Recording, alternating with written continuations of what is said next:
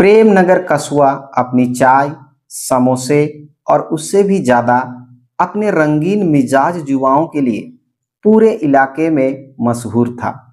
इस कस्बे की दोपहर बड़ी सुस्त होती थी, लेकिन जैसे ही शाम ढलती, प्रेमनगर की हवा में एक ही गंध घुल जाती, इश्क की या यूं कहे हुस्न की। कस्बे के बीचों बीच बने रानी मार्केट में जब हुस्न की मल्लिका मिस नताशा अपने पैरों में घुंघरू जैसी खनक वाली सैंडल पहनकर निकलती, तो ऐसा लगता मानो किसी ने चलते फिरते ट्रैफिक पर ब्रेक लगा दिया हो। नताशा कोई आम लड़की नहीं थी, वह एटीट्यूड की दुकान और खूबसूरती की खान थी। उसकी एक झलक पाने के लिए प्रेमनगर के कई छोरे अपनी बाइक के साइलेंसर निकलवा कर घूमते थे, लेकिन मिस नताशा की जिंदगी का असली सिरदर्द तब शुरू हुआ जब उसकी जिंदगी में तीन ऐसे पगले नमूने प्रकट हुए जिन्होंने उसका जीना हराम कर रखा था। ये तीनों खुद को मिस नताशा का सबसे बड़ा 30 मार खां आशिक समझते थे। आइए सबसे पहले इन तीनों पागले आशिकों से आपका परिचय कराते हैं। पहला आशिक था बंटी उर्फ आवारा। इसके पास ना कोई बड़ी डिग्री थी, ना बैंक बैलेंस, बस एक लाल रंग की पुरानी बुलेट थी और दिन भर पुलिया पर बैठकर नताशा को देखना और देखते ही सीटी बजाना इसका मुख्य व्यवसाय था। दूसरा आशिक था चंदन उर्फ पागल। यह प्यार में इस कदर डूबा हुआ था कि उसने अपने कमरे की दीवारों पर नताशा के नाम के पोस्टर तक चिपका रखे थे। इसके दिमाग का कौन सा स्क्रू कब ढीला हो जाए कोई नहीं जानता था। तीसरा आशिक था रोहित उर्फ दीवाना। यह खुद को बड़े फिल्मी हीरो और मशहूर शायरों जैसा रोमांटिक आशिक समझता था।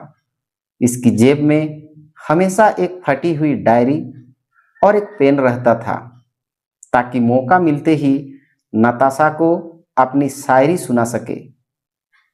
एक रविवार की दोपहर नताशा इन तीनों की हरकतों से बेहद परेशान हो चुकी थी।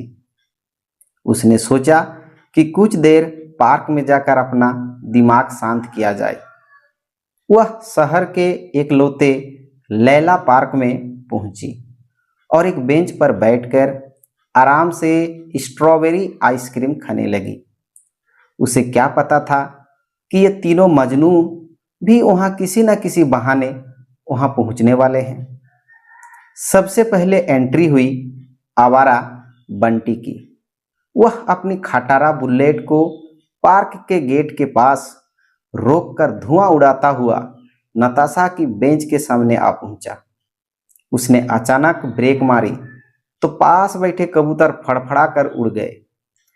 बंटी ने अपनी कोलार झड़ते हुए कहा, ओए नताशा, आइसक्रीम खाने से गला बैठ जाएगा, कभी हमारे दिल की भट्टी पर आकर देखो। हमेशा के लिए गरम चाय और प्यार दोनों मिलेगा। नताशा ने स्ट्रॉबेरी आइसक्रीम का चम्मच उसकी तरफ दिखाते हुए गुस्से में कहा, बंटी, अपनी इस खटारा बाइक और अपनी इस फालतू शायरी को तुरंत यहाँ से ले जा, वरना तेरी इस बुलेट को कबाड़ी वाले के हाथ 5 रुपये किलो बेच दूंगी। बंटी अभी कुछ बोलता कि तभी झाड़ियों के पीछे से पागला चंदन छलांग लगाकर बाहर आया। उसने बाल बिखरा रखे थे और चेहरे पर ऐसा भाव बना रखा था जैसे 3 दिन से सोया ही ना हो। वह नताशा के सामने घुटनों के बल बैठ गया और बोला, नताशा, तुमने बंटी को आइसक्रीम का चम्मच दिखाया, मुझे क्यों नहीं दिखाया? मेरे सीने में आग लगी है। मैंने कल रात से ठीक से खाना नहीं खाया, सिर्फ तुम्हारी याद में आलू के पराठों के सपने देख रहा हूं। फिर उसने नाटकीय अंदाज में दोनों हाथ सिर पर रख लिए और बोला, तुम मुझसे शादी कर लो, वरना मैं आज से खाना पीना छोड़कर सिर्फ तुम्हारी याद में हवा खाऊंगा। नाताशा का माथा ठनक गया। उसने कहा, अरे ओ पागलों के सरदार, पहले किसी अच्छे डॉक्टर से मिलकर आ, फिर प्यार की बात करना। अभी इन दोनों का ड्रामा चल ही रहा था कि दीवाना रोहित अपनी एंट्री मारने के लिए एक पेड़ के पीछे से कूद कर सामने आ गया। उसने जैकेट का कॉलर खड़ा किया, एक आंख बंद की और अपनी डायरी खोलकर रोमांटिक अंदाज में फुसफुसाया, आंखों में काजल, जुल्फों में घटा, आंखों में काजल, जुल्फों में घटा, हमारे प्यार का मीटर क्यों है अटका। तुम अगर ठुकराओगी मेरा ये प्यार, तो जिंदगी भर लिखता रहूंगा मैं बेकार।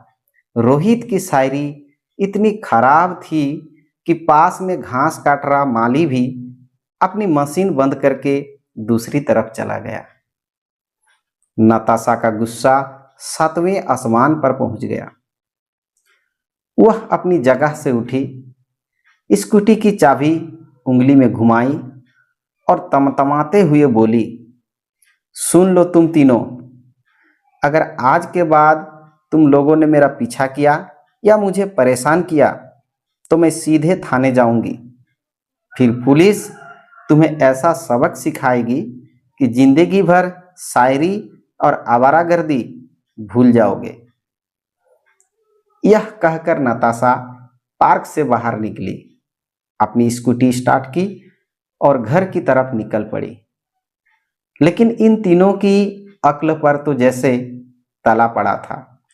तीनों एक ऑटो रिक्शा में बैठ गए और ड्राइवर से बोले, भाई आगे वाली स्कूटी के पीछे चलो, लेकिन दूरी बनाकर, हमें बस यह देखना है कि वह सुरक्षित घर पहुंच जाए। ड्राइवर ने तीनों को घूर कर देखा और मन ही मन सोचा, आज तो मेरी भी परीक्षा है। प्रेमनगर कस्बे के बाहर एक सुनसान और संकरी सड़क थी।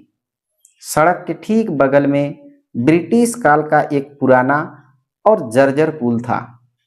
उसके नीचे एक गहरी नदी तेज बहाव के साथ बह रही थी। किस्मत को कुछ और ही मंजूर था। जैसे ही नताशा की स्कूटी उस पुराने पुल के पास पहुंची, अचानक सामने से एक आवारा सांड सड़क पर आ गया। नताशा ने उसे बचाने के लिए अचानक ब्रेक लगाया। स्कूटी का संतुलन बिगड़ गया और वह पुल की लोहे की रेलिंग से जा टकराई। जोरदार झटके से स्कूटी का अगला हिस्सा रेलिंग के पास अटक गया और नताशा सड़क से नीचे की तरफ फिसल गई। किस्मत अच्छी थी कि उसका एक हाथ पुल की लोहे की जाली में फंस गया। नीचे उफनाती नदी बह रही थी। नताशा का हाथ धीरे धीरे फिसल रहा था।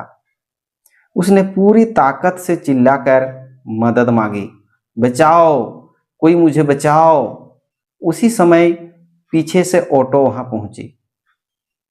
बंटी, चंदन और रोहित घबरा कर नीचे उतरे। जब तीनों ने नताशा को मौत के मुहाने पर लटकते देखा तो उसके होश उड़ गए। चंदन डर के मारे पीछे हट गया और घबरा कर जमीन पर बैठ गया। रोहित की हालत भी खराब हो गई। उसने डायरी और पेन निकाला जरूर, लेकिन पहली बार कुछ लिखने के बजाय उसे वापस जेब में रख दिया। उसने कांपती आवाज में कहा, आज शायरी नहीं, आज कुछ करना पड़ेगा। लेकिन बंटी ने 1 सेकेंड की भी देरी नहीं की।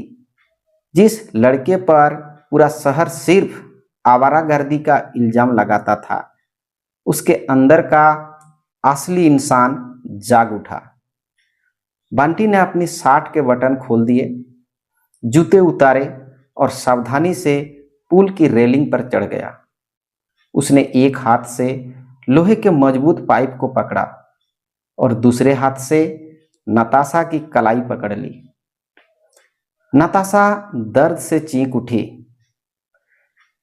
मेरा हाथ छूट रहा है, बंटी ने दांत भींचकर कहा। नताशा, मेरा हाथ मत छोड़ना, आज तुम्हें कुछ नहीं होने दूंगा। उसने अपनी पूरी ताकत लगा दी।